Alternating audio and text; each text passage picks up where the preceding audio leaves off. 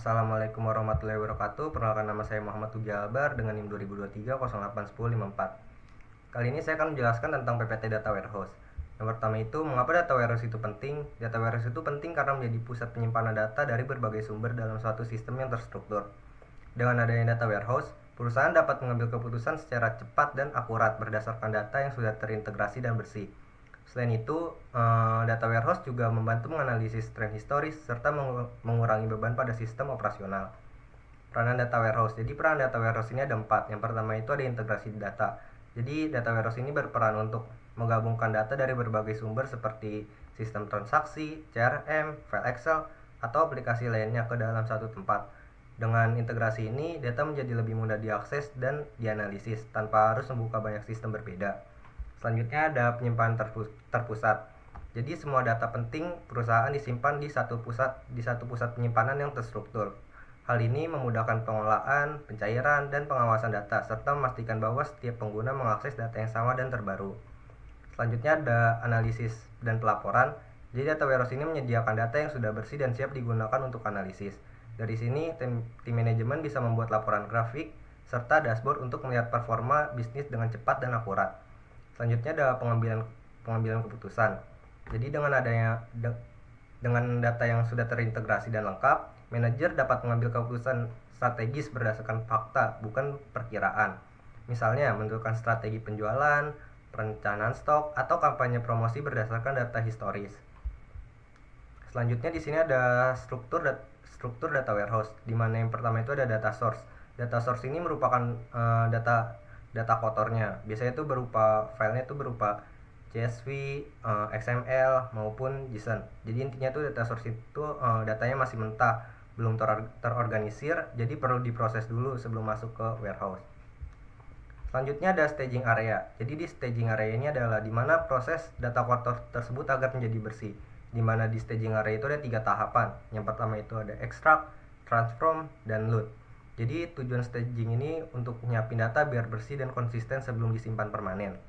Selanjutnya ada warehouse. Jadi warehouse itu tempat di mana penyimpanan terstrukturnya, di mana data yang sudah masuk di staging area ini akan disimpan di warehouse, di mana di warehouse itu tempatnya data udah stabil, udah terorganisir dan siap digunakan untuk analisis. Selanjutnya keempat ada user. Jadi si user ini yang memanfaatkan data warehouse. Biasanya terdiri dari analisis, reporting maupun mining. Ini adalah contoh gambaran data warehouse, arsitektur data warehouse, di mana di data source ini merupakan data kotornya, lalu diproses di staging area dengan tahapan 3 ETL. Setelah data yang jadi bersih akan masuk ke warehouse, di mana di sini tuh datanya sudah stabil dan terorganisir. Lalu yang memanfaatkannya itu adalah si user. Selanjutnya ada penjelasan proses ETL dari data warehouse. Jadi ETL ini adalah singkatan dari extract, transform, dan load.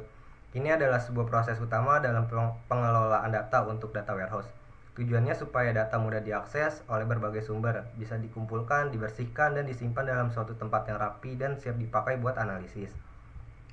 Selanjutnya di sini ada singkatan dari ETL, di mana ekstrak itu adalah ekstraksi, di mana di ekstrak ini adalah ngambil data dari berbagai sumbernya. Biasanya tuh database perusahaan memakai MySQL maupun PostgreSQL, di mana data kotornya tuh biasanya tuh berupa file CSV, XML maupun JSON. Jadi intinya tuh di ekstrak itu data dikumpulkan terlebih dahulu pada suatu tempat, biasanya dinamakan staging area. Masuk ke transform. Jadi di transform ini tuh mengolah data tersebut agar lebih terorganisir sebelum masuk ke load, dimana di transform ini tuh bisa menghapus data kosong atau terduplikat, lalu mengubah format tanggal, satuan atau mata uang, lalu menggabungkan beberapa tabel atau sumber, menghitung kolom baru, misalnya total penjualan sama dengan jumlah X harga.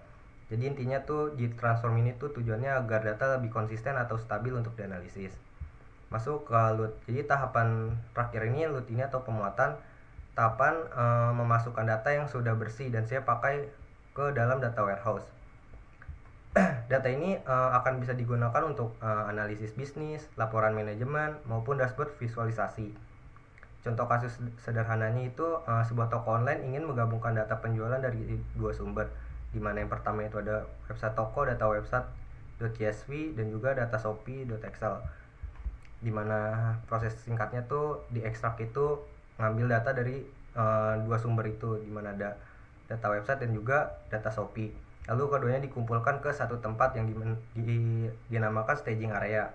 Masuk ke transform. Jadi di transform itu tuh membersihkan semua formatnya atau format-format yang terduplikat, ubah format tanggal jadi sama, lalu ubah harga dari USD ke IDR, tambah kolom baru. Nah, setelah ditransform ini akan masuk ke namanya load atau pemuatan. Jadi di load ini tuh memasukkan hasil data yang sudah bersih dan data bersih ke warehouse. Misalnya ke tabel penjualan harian di website penjualan. Selanjutnya saya akan menjelaskan desain kebutuhan dari kelompok 5 atau kelompok kami.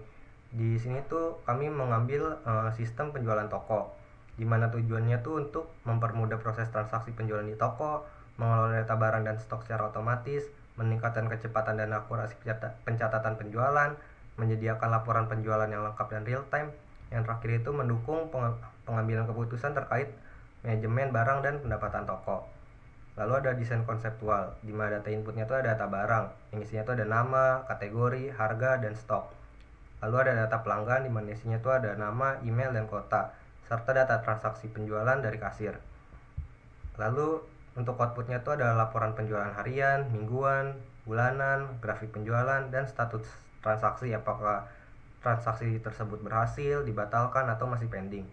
Penggunanya itu ada kasir, admin toko, dan pemilik toko. Masuk ke desain logis, di mana tabel yang pertama itu ada tabel fakta penjualan, tabel fakta penjualan, di mana di sini tuh isinya tuh ada order ID, di mana di order ID itu biasanya tuh memakai primary key, lalu ada order date, customer name untuk nama pelanggan yang melakukan pembelian, lalu ada customer email, alamat email pelanggan, lalu ada city, tempat pelanggan berada, product name, kategori, quantity, amount, dan juga status. Masuk ke tabel dimensi. Yang pertama itu ada dimensi waktu, di mana isinya itu ada tanggal, hari, bulan, dan juga tahun. Lalu ada dimensi produk, yang isinya itu ada daftar produk dan juga kategori produk. Masuk ke dimensi pelanggan. Di dimensi pelanggannya ada ID pelanggan, nama pelanggan, email, dan juga kota. Lalu ada desain fisik. Jadi skemanya tuh order ID itu sebagai primary key, lalu order date memakai timestamp, customer name, product name, kategori, dan juga status itu memakai varchar, quantity memakai integer, dan amount memakai numeric.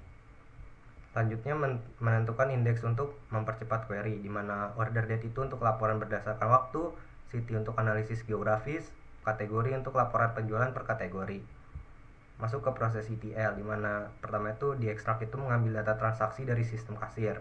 Masuk ke transform, jadi di transform itu membersihkan data duplikat, menyesuaikan format tanggal, dan menghitung total penjualan. Yang terakhir itu ada load, di mana di load ini memasukkan data hasil transformasi ke tabel fakta penjualan di PostgreSQL. Yang keempat ada penyimpanan data dan optimasi, di mana di sini tuh menggunakan partitioning pada kolom order date untuk mempercepat query laporan, lalu mengaktifkan indexing pada kategori, city, dan order date, lalu menjalankan backup rutin dan origin key. Yang terakhir ada dashboard dan reporting, di mana di dashboard visualnya itu menampilkan grafik dan visualisasi seperti total penjualan harian, barang terlaris, stok barang menipis, serta performa kasir berdasarkan jumlah transaksi. Dashboard ini memudahkan pemilik toko untuk melihat kondisi toko secara real time dalam satu tampilan. Lalu untuk laporan dinamisnya tuh untuk menghasilkan laporan penjualan dalam berbagai format seperti Excel, JSON, atau CSV yang dapat disesuaikan berdasarkan periode waktu, kategori barang, maupun nama kasir. Selanjutnya di sini saya akan mendemokan Pentaho-nya. Jadi di sini tuh data kotornya tuh berupa file CSV, XML, dan juga JSON. Di mana pertama tuh kita masukin dulu file data kotornya berupa file CSV. Lalu di sini kita get file.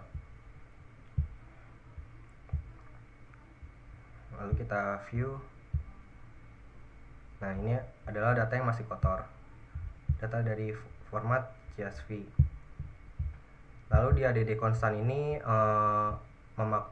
memakai tipenya tuh string, lalu value itu adalah format data kotornya. Di sini format data kotornya tuh adalah CSV, jadi value-nya tuh CSV. Masuk ke get system di mana ada load ts dan load bench id, di mana tipenya tuh untuk system date untuk hari, tanggal dan juga tahun, lalu ada transformation bench id di mana untuk id-nya. Masuk ke table output. Jadi table output nih pertama tuh kita get field dulu agar masuk ke dari sininya, dari dari CSV-nya kita ambil, kita get field. Lalu di sini kita koneksikan dulu ke PostgreSQL, di mana kita masukkan nama, username dan juga password. Lalu kita tes. Nah, seperti ini. Lalu untuk file data kotor XML, di mana kita masukin dulu format data kotor dengan format XML. Lalu di kontennya itu kita pilih customer. Lalu di fieldnya tuh kita memakai tipenya string semua. Jika ada yang masih integer, kita ubah ke string semua. Lalu di select value. Jadi karena di expect-nya tuh di format XML adalah customer code, maka kita menggunakan select value untuk merename-nya. Karena di pgadmin tuh memakainya customer ID dan juga name. Jadi di sini kita pakai select value untuk rename, di mana kita rename menjadi customer ID dan juga name agar mengikuti database yang ada di PG PostgreSQL. Untuk add konstannya tuh sama seperti di CSV, hanya kita bedakan di value-nya karena di sini format data kotornya tuh memakai format XML. Untuk get sistemnya sama seperti pada CSV, di mana ada load ts dan load bench id. Tipenya itu juga sama seperti di CSV. Masuk ke JSON. Jadi di sini tuh kita masukin dulu data kotor dengan format JSON-nya. Lalu di field-nya tuh kita select field dulu, kita pilih, kita centang semua, lalu klik OK. Lalu tipenya tuh kita ubah ke string semua jika ada yang masih memakai integer atau yang lainnya. Lalu masuk ke select value. Karena di XML dan JSON tuh patch-nya tuh memakai customer code, makanya kita menggunakan select value untuk merename dan menyamakan ke PostgreSQL, di mana customer code kita rename menjadi customer ID, full name kita rubah ke name. Itu fungsinya select value. Untuk add konstannya sama seperti XML dan juga CSV, hanya membedakan di value-nya karena format data kotornya itu adalah JSON. Untuk get sistemnya juga sama. Untuk di table outputnya tuh seperti ini. Kita harus koneksikan dulu ke PostgreSQL atau database-nya. Lanjut kita coba run. Nah, ini data kotornya sudah menjadi bersih dan kita lihat di pgadmin atau PostgreSQL. Kita refresh, kita view all row. Nah, jadi di sini adalah data kotor yang sudah menjadi bersih. Di sini ada format CSV, XML, dan juga JSON. Di mana di sini tuh datanya sudah tidak terduplikat dan sudah menjadi bersih. Data kotor tersebut sudah menjadi bersih. Itu saja dari saya. Kurang lebihnya mohon maaf. Wassalamualaikum warahmatullahi wabarakatuh.